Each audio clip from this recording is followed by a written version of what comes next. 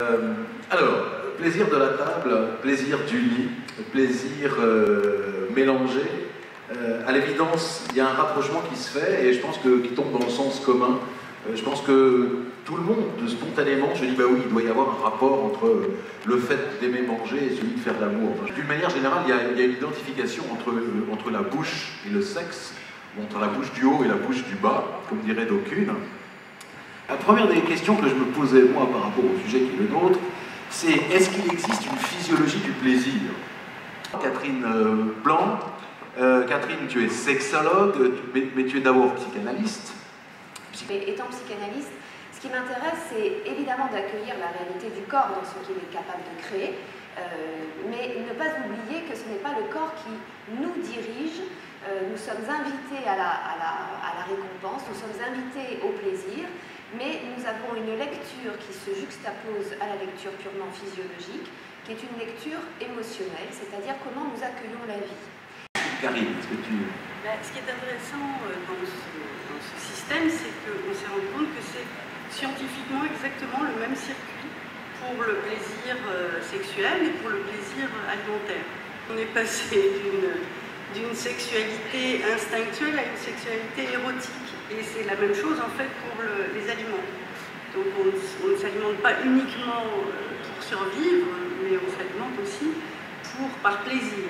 Marie-Sophie, qu'est-ce que ces réflexions t'inspirent et qu'est-ce que le sujet et la physiologie même des plaisirs t'inspirent? Moi je trouve que tout dans notre corps est très bien fait et nous invite à ce parallèle évident entre la sexualité et l'acte de se nourrir. Et j'aime beaucoup le parallèle qu'a fait Rémi sur la bouche d'en haut et la bouche d'en bas. Les femmes le savent et les hommes qui les fréquentent aussi, qu'on ne fait rentrer dans la bouche que ce pourquoi on salive. Donc il est très important vraiment de prendre le temps d'accueillir ce qu'on va faire rentrer dans sa bouche, puisque je vous rappelle que nous sommes faits de tout ce que nous avons mangé depuis 7 ans. Donc c'est hyper intime de manger, et c'est un acte bestial, instinctuel, sauvage, en même temps que élégant, raffiné et sacré. Pareil, le sexe et la nourriture. J'ai préparé une bouchée qui va vous inviter aussi à une expérience sensorielle et qui va illustrer le propos de Karine et de Catherine. Dans quelques minutes, mais la transition est toute trouvée sur les aliments aphrodisiaques, parce que quand on parle d'amour, on se dit, on sait bien qu'il existe, est-ce que c'est un fantasme, est-ce qu'il existe des aliments avec des vertus aphrodisiaques? Alors on imagine bien que certains aliments sont traditionnellement perçus comme aphrodisiaques parce que... Alors, toute la difficulté, c'est pourquoi faudrait-il qu'un aliment ait de la valeur en termes aphrodisiaques sous prétexte qu'il aurait une chimie qui contraindrait le corps à la sexualité. Ce qui veut dire qu'encore une fois, on ne peut pas annuler la partie fantasmatique. Quand on sent un parfum qui nous envoûte, mais ce n'est pas ce parfum, c'est toute la mémoire olfactive après qui est associée. D'où l'importance de l'ouverture et de l'éducation sensorielle et olfactive. Merci. Marie-Sophie, doctoresse plaisir. Moi je trouve qu'au-delà des vertus physiologiques, aphrodisiaques ou pas, des ingrédients, ce qui est important, c'est l'espace d'accueil qu'on réserve à l'autre, à la nourriture, et ce qu'on va déployer en soi d'attention. C'est pourquoi, avec ma bouchée, j'ai voulu que Karine serve un thé, parce que, de même que dans la sexualité, c'est une histoire à deux, chacun va donner le meilleur de soi, qui va pousser l'autre à donner le meilleur de lui, et ensemble et à deux, on va aller plus loin que tout seul. Ce thé, c'est un thé noir du Népal, qui vient d'un tout petit producteur qui produit ses thés à 1800 mètres d'altitude et qui permet de donner cette richesse aromatique par une combinaison de l'oxydation, qui est le propre d'un thé noir, mais aussi d'une légère torréfaction pour aller sur des notes un peu cacaotées et fruits cuits, tout en ayant des pics rosés pour aller complètement dans l'accord avec le cacao et la framboise. C'est l'alternance entre un thé et une bouchée qui va faire qu'on va aller de l'un à l'autre et qu'on va réserver un espace de concentration plus pointu, plus intime. Finalement, cette bouchée qu'on va déguster tout à l'heure, là, elle n'est pas tant aphrodisiaque que suggestive. Ah, mais quand elle sera dans votre bouche, elle sera plus que dans votre bouche, et c'est la ganache qui parlera. Toute l'éloquence, elle sera dans la ganache, elle sera dans les amandes, elle sera dans le chocolat blanc, dans le poivre, dans la confiture. Voilà. Mais c'est vrai que là, je vous chauffe un peu avec cette bouchée, petit à petit, pour faire monter en vous le désir, et que vos papilles soient tendues de désir et que vous lui réserviez un meilleur accueil, parce que c'est vous qui faites la moitié du chemin, en étant disposé à l'entendre, à entendre tout ce qu'elle va vous raconter. Oui. Je pense que du coup, la conclusion quand même, c'est qu'il y a des aliments aphrodisiaques, mais il y a surtout toute l'intention qu'on y met. Là, vous verrez la réaction qui va se passer avec la synergie entre la bouchée et le thé.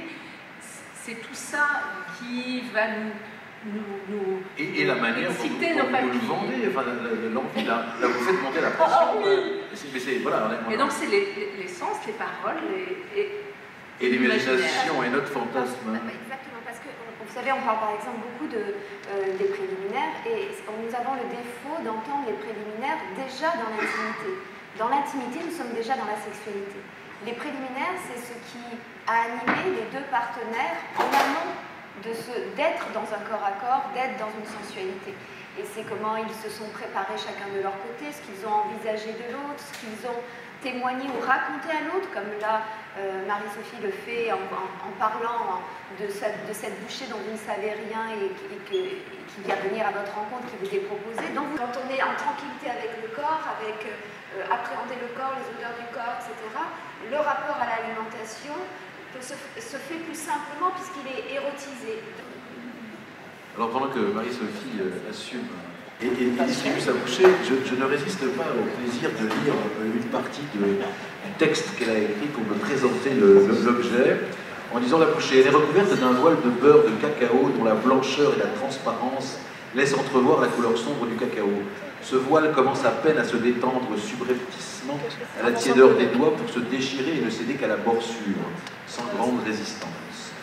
Bien que l'épaisseur et la richesse de la ganache renforcent sa tenue en bouche, elle se donne à la chaleur de la langue assez généreusement. Le crust sablé, lui, résiste sous la dent et permet de retenir la ganache plus longtemps en bouche pour en prolonger le plaisir. La confiture de framboise, acidulée et mutine d'avoir échappé au feu de la cuisson, a attendu la dernière seconde pour se couler sur la bouchée. Vivante, impertinente, elle en épouse la rondeur, jusqu'à finir sur le plateau, collante, rouge. Elle y laisse sa trace au risque de salir. J'ai tenu personnellement, et j'en revendique l'initiative, de ne pas avoir mis de serviette pour vous inviter à vous lécher les doigts. L'amour et la cuisine ont beaucoup de choses en commun, c'est que quand on veut faire l'un, il faut peut-être aussi penser à l'autre, dans tous les cas, et que c'est l'expérience qu'on a eue avec cette bouchée-là, c'est que finalement c'est bien d'en parler, mais c'est aussi mieux de le faire et de le vivre. Merci à vous pour la salle, à la conférence d'après, et je vais enfin goûter cette bouchée pour que le thé le refroidisse. Merci. Et là alors aussi, c'est savoir faire des choses qui ne se font pas. C'est ça par exemple. Oui. Ah, bah oui. Voilà. Pas besoin de cuillère, hein. Oh, c'est bon. Alors, la framboise, elle est déjà feu par nature. Elle est feu, la framboise. Elle est feu, la framboise, oui. C'est feu. Elle est visitée par le feu, par l'eau aussi, mais surtout par le feu. Ah. Ça, c'est délicieux, mais la corps est... C'est le corps qui fait. Ah, oui, c'est deux.